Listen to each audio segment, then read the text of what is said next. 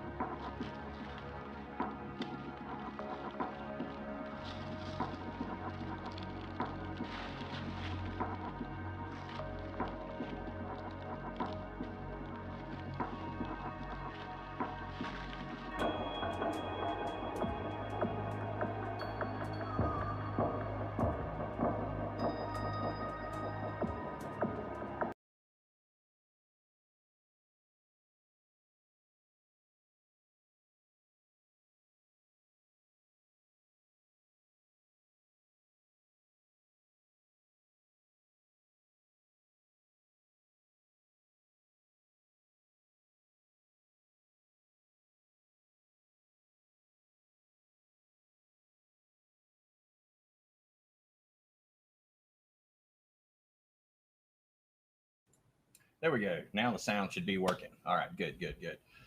Should be working now. I hope everybody's having a good weekend so far. Hope you're having a good Saturday and enjoy the rest of your weekend. Safe weekend with the people you care about. All right, there we go. All right, we got a few things to talk about tonight. First, I want to talk about the giveaway for those that stick around. The giveaway at the end of the stream. Um, Sound coming in good now? Yes, I did receive it. Thank you. Thank you very much. All right. The giveaway tonight, I realized I looked back on the channel a few weeks. I realized the last 2 or 3 weeks I haven't been able to have a live stream on Saturdays. A lot been going on, but tonight we're going to have one and going to be giving away another of the survival seeds, and that's these right here. As you can see, a pretty good prize for somebody who wants to get it, and a military jacket. I picked this up a little while back at the Army Surplus store. It's in brand new condition, but it's a medium. That's the thing. It's a medium, so it doesn't fit me, but it's a really nice thick jacket. I think it'll make someone a really good jacket. So we'll be giving those away at yeah, DB, yeah. I meant to get back with you. I just had so much going on these last couple of weeks, and but definitely we're gonna get together on that. Rob, I can post a link later to those seeds where I got them from, and I can put that link in the comments a little later on after the live stream. I don't have it with me right this moment, pulled up to see, but I can get that out there for you. So the last few weeks, my video output's been pretty slow. I like to talk about what's going on and touch on things that aren't really mainstream a lot of times and try and get deep into them. But over the last couple weeks, went down to South Carolina for 2 weeks, and then I went out to Denver to the airport, and that was a very interesting trip. First of all, I'd like to say it was me and Alex, my 18-year-old son. He's the only one that came with me. We went out, and it was a really enjoyable, that aspect of it. We had a great time driving across the country. After we went into Denver, we stayed there a couple of days and then went up to the Rocky Mountains and drove around up there. And it's beautiful up there, beautiful up in that area. And then we drove all the way back here to Michigan. But as it looks like, I may actually have the opportunity to go back to South Carolina permanently, working remotely for the company I work for. Haven't, actually worked out the details there, but if that goes good, then I'm going to, that'll be great for me. I'll get to work remotely, but I'll get to go back down to South Carolina where I'm originally from. And that'll be great. That'll be great. And so going to be having a lot more coming out on the channel. One of the videos that I'm looking forward to getting done with, I've been really digging deep into the subject, and that's the NWO, and not just the Denver connection, there. I'm convinced absolutely 100% that the Denver airport is a shelter for some of the elite when things go bad, just due to the history of it, the things that happen throughout the last few years when presidents would suddenly be there instead of anywhere else when major catastrophes were happening. A lot of things going on. Definitely a connection there. Got a lot of things, a lot of research I've been putting into it, so I'm looking to get that out. And my goal there is really just for people that, just showing that this group does affect what we do. I mean, tying them into something as major as this, and there's not really much denying it anymore. And tying them into something as major as this is just showing that they do exist. And the more people that understand they do exist is the more people that can open their eyes to see what's really going on in this world around us. And we got a lot of difficult things going on right now. We are being, I guess you could say, attacked on so many different fronts that it's almost impossible to, defend to some aspect. But before we get started, I have to play a quick word from our sponsors here. What if I tell you you can get your hands on some of the gold from one of the, if not the most important shipwrecks in our history? It serves as a snapshot of America's most historic era, the California Gold Rush. It is the biggest contributor to the Panic of 1857. And no, it's not the Titanic. It's the SS Central America, known as the Ship of Gold. It sank in 1857, where it stayed for more than 160 years. Now you can own coins recovered from it. Each coin has a unique recovery number and comes in a quality display box with a certificate of authenticity. Getting these incomparable pieces of history into your hands from the deep took years of courtroom battles about ownership. What are you waiting for? These coins are not just a piece of investment, it's a piece of our history. And with free, speedy shipping, you need to call Noble Gold right now at 877-646-5347. And that's 877-646-5347. Because they'll go quicker than a Jeff Bezos space flight. All right. Word from our sponsors there. I do appreciate their support. It helps us cover the expenses here. Tonight, we're going to talk a little bit about what's going on in Afghanistan, and we're going to look at a different aspect of it than what we've been looking at all along. We all see on the news, we know about the people that are left behind, but we're going to talk a little bit about the people that are being brought over, and we're going to talk about what other things we left behind. Want to touch on that and talk about some of the actual equipment that we left and how that's going to be dangerous to us. Gonna just touch on, probably going to talk about this first, but it's the State Department hack. The State Department was hacked again today, or at least this news broke today. The extent of it, we don't really know at this point. So it could be, it could be serious, but it could be nothing. We'll have to wait and see.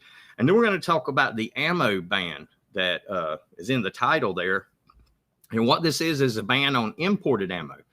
And a lot of people may not think that that's a big deal, but we're going to look at the different calibers that this affects and the manufacturers of those types of ammunition. And a lot of these are going to be names that you actually will recognize. All right. The first thing I want to start off with is this is a little off of those subjects, but I want to touch on it here. Is I'm going to play a quick video here in just a second, but I'm also going to share my screen and show a web page here. All right. Okay. So I want to show a web page here to begin with, to sort of set some precedents to what we're seeing. And it's the web page that you see as soon as I get it up right here on the screen. Let me remove the chat so it'll show. And it's this web page. And it's RT. I'm sure a lot of people are familiar with RT, the news network. This is a Russian news network. But as we look at this post, this is talking about Satan worshipers. The first thing on it is what we're going to look at this video, and we're going to see where an ABC network channel in Australia accidentally showed some satanic ritual clip during a live broadcast. And we're going to look at that actual footage in just a second. But for those that, don't think this is a problem, I know a lot of us may see this, as a problem, but just the next headline down, I'm going to post this link right here, and I'm going to post it so that people can check it out and check out these other articles if they want to. But this is talking about all the different murders that have occurred, over the last year, and it goes on down a ways. All the different murders that have occurred over the last year and how they're tied to a satanic cult that's sacrificing people. All right, so I'm going to share or play this video here. Get done sharing my screen here. And I'm going to play this video for people to see. Then Parliament. The state government announced the proposed legislation today. It's in part due to the stabbing of a police dog during an arrest in Brisbane last year.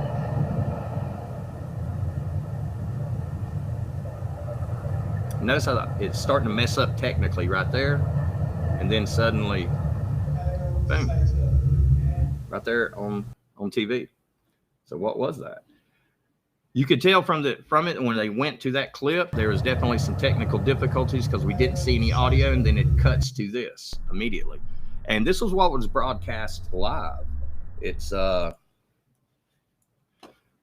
just weird, and I thought I would share that with everybody because I know it's probably not going to make the main, the front page of the headlines or anything like that. So it's going to be one of those things you didn't see it right now, you may not even see it. So hopefully people will see it and open some eyes to some things. All right. So wanted to talk a little bit about what's going on in Afghanistan. Now, we know that Afghanistan, we know that we left a lot of people behind there. And I'm praying that, our government will get the people, our citizens, out of there. Now, I did a video early in the week where I had mentioned something to the effect that, we needed to evacuate the people that helped us. And I want to be a little more specific about what I mean by that. I mean the actual people that worked with the military, that were pulled out of their civilian lives and started to work with the military as translators, as intelligence agents, or whatever they did. A certain amount of people, should be, we should help those people. But I'm not referring to a lot of what we saw on, on the news here lately. And that's thousands upon thousands of just Afghan citizens who are afraid us bringing all, thousands upon thousands, 20, 50, 100,000 people to the United States without vetting these people. Because when we first saw that footage this earlier Monday where it showed all those people, like 800 and something people on one plane where they were packed in together. If you'll look at that picture and zoom in on it and start looking at the people in that picture, the majority of these are fighting age males. you know, and they seem to be in fairly decent shape. But you're looking at almost all of them. I mean, there were a few. I saw some women in there, and I saw, I think, a couple of kids, not many, but I didn't see any like really old people, you know, or any handicap. I saw fighting age young men. And, you know, we have to sort of think about that to a degree. You know, I know that people are afraid over there right now, and it's terrible what has happened. The way that it's happened is terrible. But, you know, we can't take in half of the Afghanistan nation just to keep them safe. We can't do that. And it looks like, you know, they're focusing a lot on Afghan citizens above U.S. citizens at this point. And, you know, hopefully they'll get them all out. But what I wanted to look at here and talk about was not just the people we left behind. We know that it is terrible. The people we left behind is absolutely terrible. But I want to focus on something else, and that's the threat that's upcoming from this. The State Department today also issued a terrorist warning from the Islamic State. When's the last time we've heard of them, you know, threatening us? It's been a little while. And now this is back up and running again. And this was on news today on Fox News. So I'm sure you're going to hear about it again. But, you know, they're saying that now all of the American citizens to stay where they're at, and they'll send them a message to meet them somewhere other than the airport, and they'll go pick them up. The military will go pick them up. And hopefully they do. But when we left, when the military pulled back, we left a lot of equipment. I'm reading right here, and this information is out there. Easy, you know, it's definitely factual. An official said that while there are no definitive numbers yet, the current intelligence assessment was that the Taliban are believed to control more than 2,000 armored vehicles, including U.S. Humvees, and up to 40 aircraft, potentially including UH-60 Blackhawks, Scout attack helicopters, and Scan Eagle military drones. Right? And I also saw the estimate that it was almost 500,000 small arms that were left behind. I wonder why we had that many over there to begin with. But when we think about that amount of equipment, now take that amount of equipment and think about how much money we have sunk into the Afghanistan government and military in the last 20 years. The figure is in the billions. I don't want to quote it because I'm not sure the exact number, but it's in the billions. They have some very, very sophisticated equipment. We've given the Afghan military weapons. We've given them, you know, night vision. We've given them helicopters, airplanes. We've given them all types of offensive hardware for a military operation. I mean, we built their military. I mean, we built it. That's an entire military.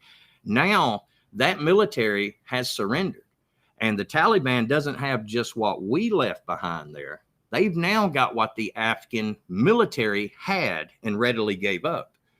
So what we have now is a Taliban who's probably per capita or probably per individual better funded and better armed than most nations in the world, because they have an abundance of weapons at this point. And they do not commit to, you know, stopping Al-Qaeda. They do not commit to, you know, stopping the Islamic State. We're already seeing these types of threats from them. So this is a breeding ground, basically, for more terrorist activity. And it's going to happen. It's going to happen quick. And I'm going to read a little bit more here. Between 2002 and 2017, the United States gave the Afghan military an estimated, there it is, $28 billion in weaponry. That's a lot of weapons, $28 billion, including guns, rockets, night vision, and drones for intelligence gathering. But aircraft like the Black Hawk helicopters have been the most visible sign of U.S. military assistance, and were supposed to be the Afghan military's biggest advantage over the Taliban. Between 2003 and 2016, the United States provided Afghan forces with 208 aircraft. 208 aircraft. That's, suppose they mean helicopters and planes in that. Now, one of the U.S. officials said that between 40 and 50 aircraft had been flown to Uzbekistan by Afghan pilots seeking refuge. So apparently some of the military, when they were up, you know, in their jets, decided to fly on over into the next country to seek refuge, taking the planes with them. Now, all right, even before taking power in Kabul, over the weekend, the Taliban had started a campaign of assassinating pilots. Some planes were in the United States, they say, for maintenance and will stay here. But those en route to Afghan forces will instead be used by the U.S. military to help in the evacuation from Kabul. Current and former officials say that while they are concerned about the Taliban having access to the helicopters, the aircraft require frequent maintenance and many are complicated to fly, so they're not too worried about it.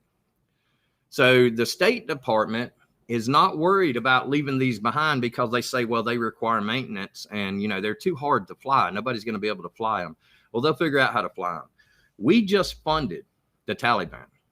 We just gave the Taliban $28 billion in weapons, plus the weapons the U.S. left behind. And $28 billion was the ones that are already there. And let's say half of that was spent, missiles, weapons, destroy whatever. They have a army. They have a well-organized or well-funded army because we funded it.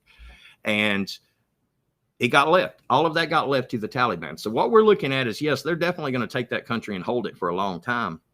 But this should be very concerning to everybody because this gives them an advantage in that entire region over smaller nations should they decide to do something like that.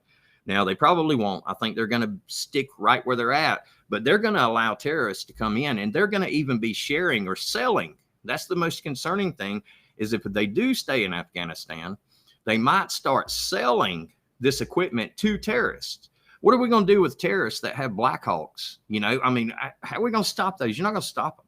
I mean, the army can, of course, but if, terrorists with rocket launchers, terrorists with night vision and drones, they have this equipment and they have the ability to sell this equipment. Nobody's going to be able to stop them. We're not because we're pulling out from there. I think it's concerning with the push to bring so many Afghan citizens over here. Now, I understand it's a dangerous situation, but we have to at least stage somewhere and, put these people somewhere until any kind of vetting can be done. But we have to look at that in combination with what we see going on at the southern border. Now, on the southern border this year, that's over 250,000 people crossed the southern border illegally that were not from South America.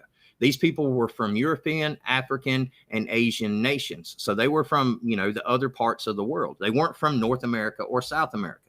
Now, there's been over 1 million, and 500,000 of those are from, the countries right around Mexico there, Mexico and Guatemala. And then you got Venezuela down there. And that accounts for most of the migrants that we see, the immigrants that we see coming across the border there.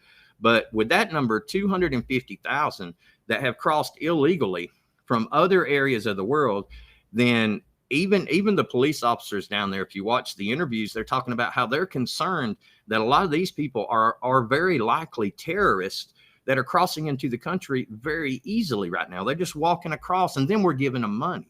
We're taking care of them and paying them, giving them money, giving them food. I mean, we are financing our enemies. And that's what we did this week. So Biden said everything went according to plan. And I believe it did. I believe everything went according to his plan because this sounds like the kind of plan that somebody like that would be, putting forward to destabilize that region, to weaken America in the world's eyes.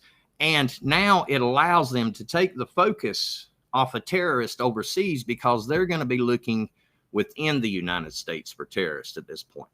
You think about how many resources, how much money that frees up for the U.S. government to come after people like us in this nation, to call people who don't conform to every little thing they say a terrorist, basically.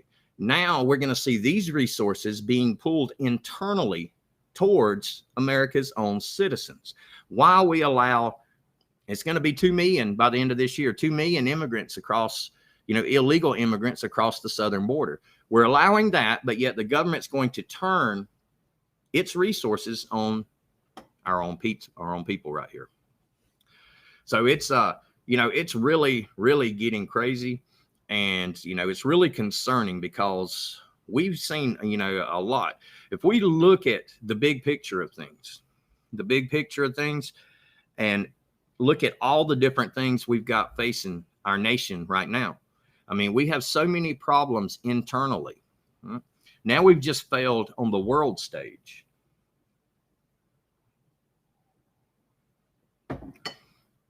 Other countries do not trust us now.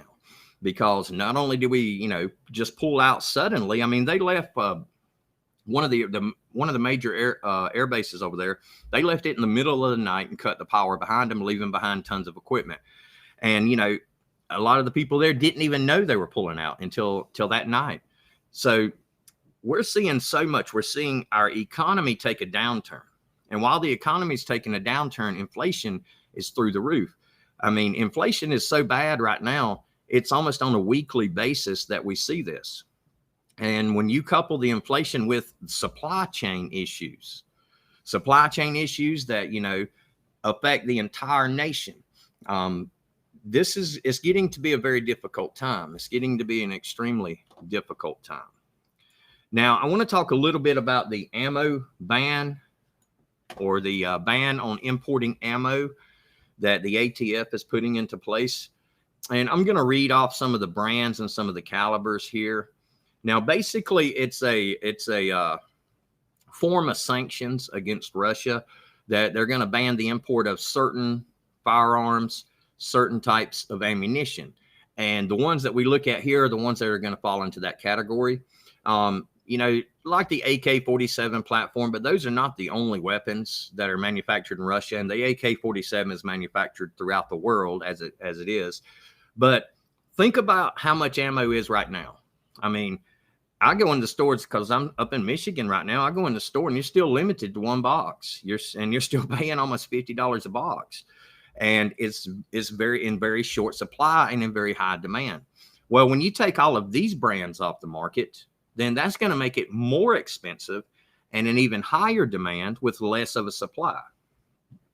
All right, so some of the importers, this isn't all of them, but these are some of the major ones. Tula. I think anybody that shoots a lot, you're familiar with Tula ammo, T-U-L-A.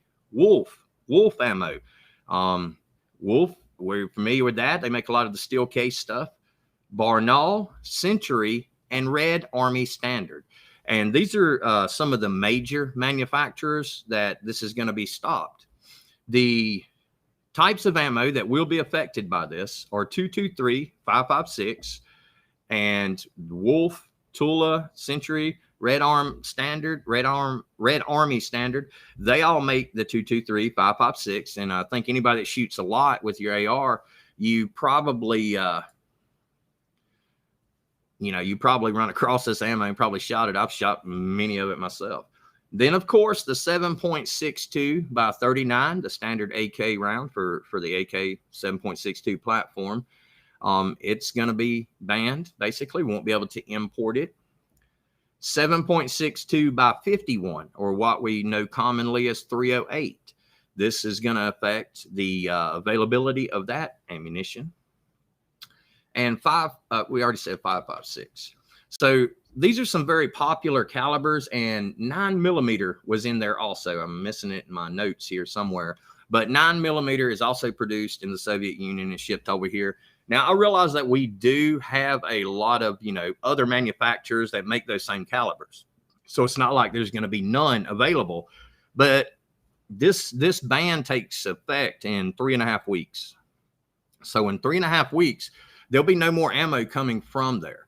And at this point, that's going to drive the price of the ammo that we do have here up. And it's going to make the availability less, because people will begin to buy more, and it will begin to cost more if we can even find it.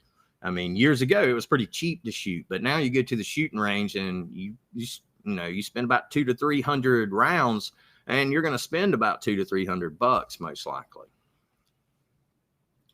So these are some things that are all going to tie together, and they're tying together because of the economy. The Afghanistan thing, which it should be in the news, we should be seeing what's going on, and we should be informed on what's going on. But notice how it's dominated the news completely, which makes you wonder why, what's going on behind the scenes. That what bills and laws are we going to see that got passed once we make it through this news cycle, basically.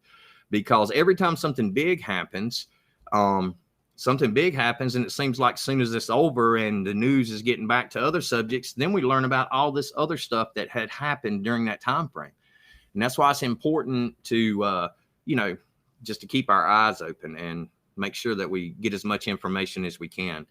And we're at a pretty much a pivotal point, you know, in the nation. And I hate to sound negative because I'm not negative about it. I believe, you know, we will win in the end, but it can get pretty rough before then. And that's the problem. That's why we prep. And that's why we make sure that we're prepared, not just with our food and our water and shelter. You know, we make sure we're prepared mentally. Our faith is good. Faith is strong. Make sure that we, you know, stand by what we believe in, because that's the most important thing, is standing by our families and what we believe in, and standing true to ourselves, what we stand for, what we believe. But we're going to be faced with a lot more, you know, a lot worse situations coming before the end of this year, because in 2 weeks, the unemployment stops. The extra unemployment stops for a lot of states. So in 2 weeks, that money runs out. So you're going to have a lot of people that their paycheck, if they're not even going to be able to get unemployment. So if they don't go back to work, they're going to have nothing the following week. And we have 10 million jobs available. And that was in the report, 10 million jobs that are unfilled in the U.S. And we all see evidence of that. And what this unemployment has done, and, you know, I'm all for somebody that needs it, but some people have abused it. And that's just the truth. You know, some people have. And some of the people that have abused it have become so used to it, they don't want to go back to work. And that's going to make things difficult on us as a whole, because we know that there's going to be another program or something, because the government likes to give people money, because giving them this money makes them dependent on the government. And the more dependent you are on the government for everything, your food stamps, you know, your money, if you're completely dependent on the government, then you know, the government feels like they have control of that person at that point. And in a lot of cases, they would have control of that person, you know, at that point. So that's one of their goals. And that's what we're seeing. That's why the southern border is so relaxed. I mean, on what planet, on what world would any country that that is hated, like the U.S. is hated throughout the world, does not manage its borders and lets basically anyone come in?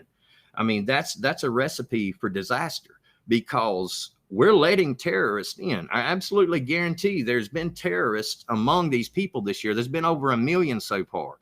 And when over 250,000 of those came from areas other than North and South America, then we know that they came possibly from some of the countries that we have fought against, some of the countries that we just pulled out of, and things like that.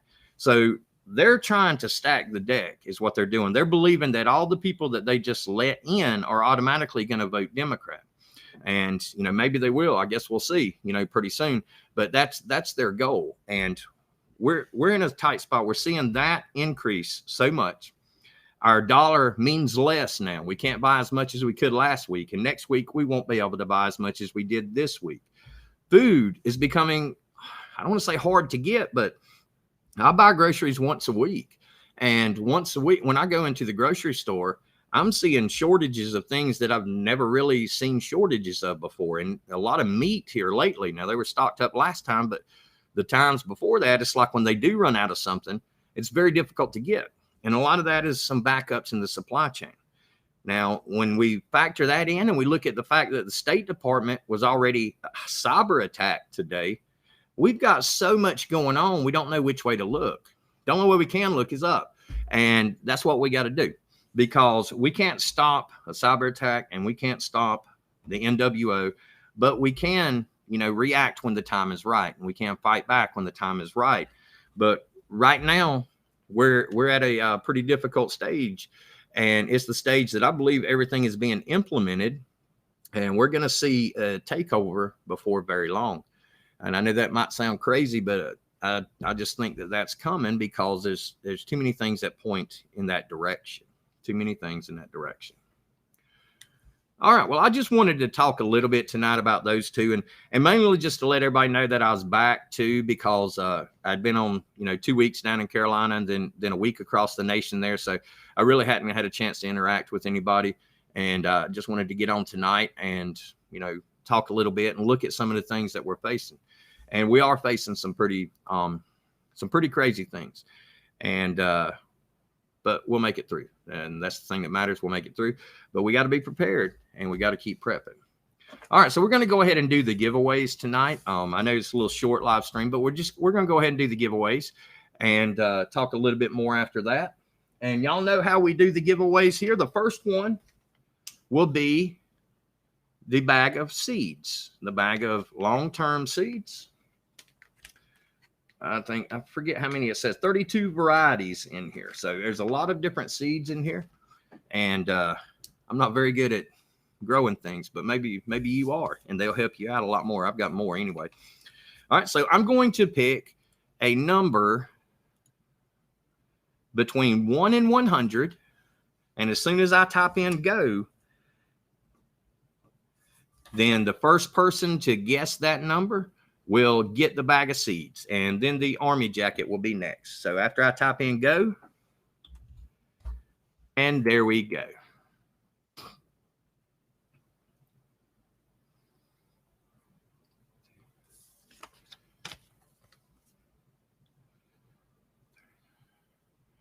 Nope, not yet.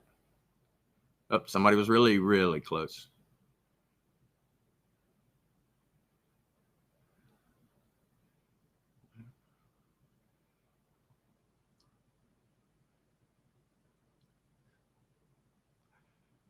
No, there we go. DB, my man.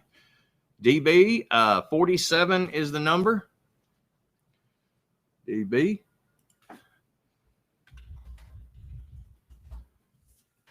DB, you won that. 47 is the number. So you got the bag of seeds. Bag of seeds. All right, you got my email, brother. Send me that. Send me your information, and I'll get that out to you. All right, now it's time, and I want y'all to know that this is a really nice jacket. The only reason that I would give it away is because I bought it. I got a good deal on it, and I bought it knowing that I figured it would fit me or one of my kids. I'm an extra large, and this is a medium, so it is a medium, but it's in excellent, I would say, near perfect condition, thick, and it's got, removable layers in there. So it's pretty nice. It's pretty good. And it'll be shipping out. All this will ship out sometime next week, probably about the middle of the week. So let me pick another number here. And as soon as I type go, we'll do that. All right.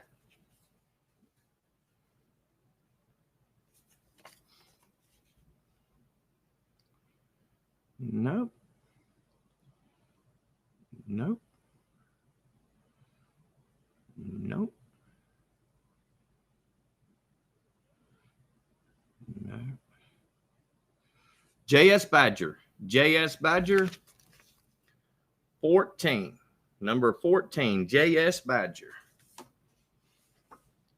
All right. And JS Badger got it. Congratulations. So JS, email me at survivor@SeriousSurvivor.com. All right.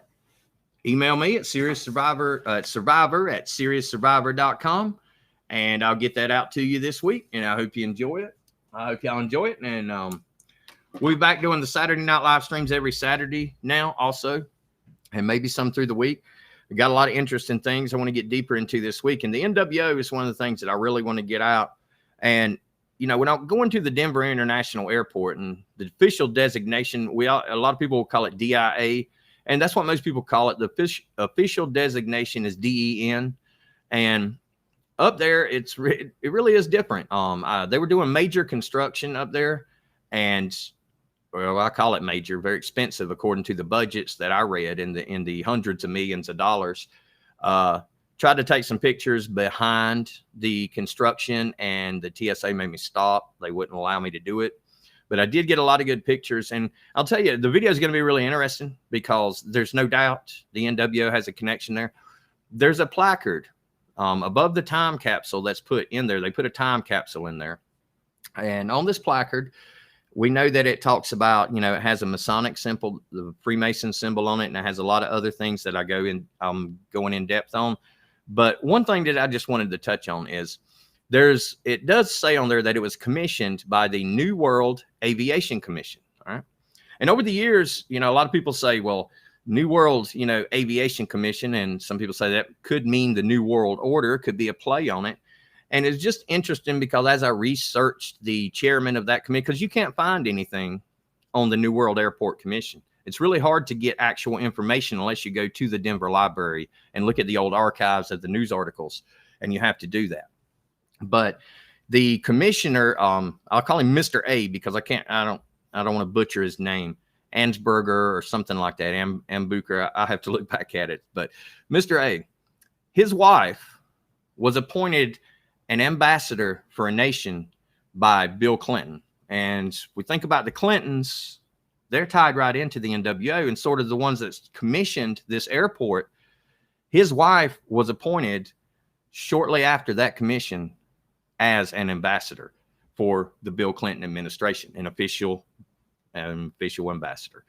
So I thought that was interesting. It's like a rabbit hole. I mean, you start researching this and it's like, the more you read, you're like, how can anybody not see this connection? The budget, my God, it was billions of dollars over budget. I pulled the official, because this was funded by the Aviation Administration. They had federal funding and funding that was raised by bonds, you know, selling bonds. The Denver city and the county in that area, they sold bonds to raise money for the project, the airport. And it was still almost $3 billion over budget. And as I go back through the government records on this, you know, a lot of people's the common excuse as to why it's over budget is because they had this automated baggage system that was there, and the automated baggage system was really expensive, and it failed. And when it failed, that left an entire underground network that's now technically unused. So then they implemented another baggage system. So they're like, that's the reason it went over budget. And that's what a lot of people will say.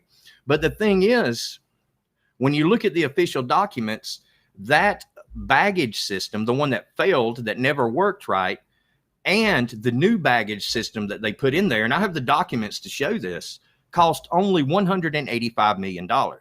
Where's the other $2.5 billion that you were over budget?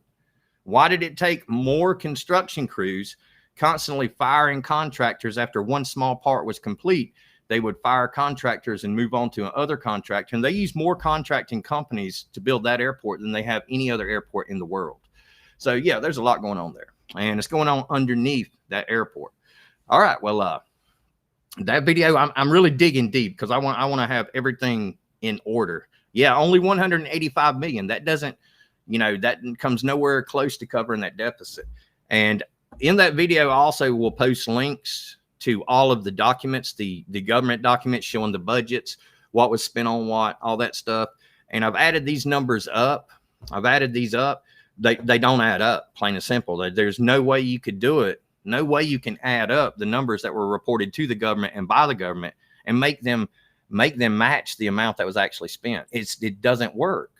Even when you add up what they said it costs and double it, it still doesn't cover what they spent. And that's really crazy. But a lot of cool things in that video. And going to be hopefully in the next couple of days. That one's taking a little while because it just is taking, I want to make sure my stuff is correct on it. But I do want to say thanks a lot for watching tonight, everybody. I hope you enjoyed the stream. We got a lot of crazy things going on in this nation, and we're going to get deeper into these.